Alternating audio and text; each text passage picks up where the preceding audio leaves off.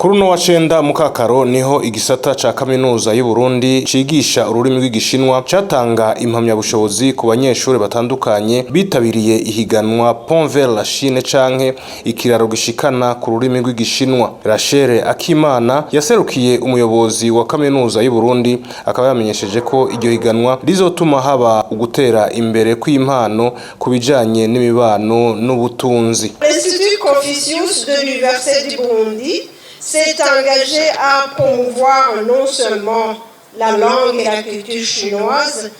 Igisata Confucius cigisha igishinwa muri kaminuza y'u Burundi ciyemeje guteza imbere ururimi n'imico y'Ubushinwa hamwe no kwigisha abazoba abarongozi babushitse bashobora guhindura ibintu mu gutanga imigambi yo guteza imbere impano z'imico kama n'ubutunzi. Permettant de faire progresser les talents culturels pour plus d'impact socio-économique. Nawe ambasaderi Zhao Jiangping aserukira igihugu c'Ubushinwa mu Burundi akaba yishimira ingene ayo mahiganwa atuma ugwaruka rw'abarundi gwiga igishinwa rukongera rukamenya ibijanye n'igihugu c'Ubushinwa.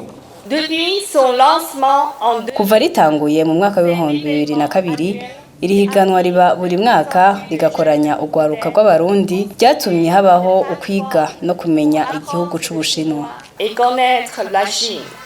Iryo higanwa rikaba ryitabwe n'amashure mato ya BIMS na Fondation Niyangabo, ayisumbuye ariyo Lycée du Lac Tanganyika, Independante Saint-Esprit hamwe na New School hatibagiye ishure rya Skepers hamwe na kaminuza y'u Burundi.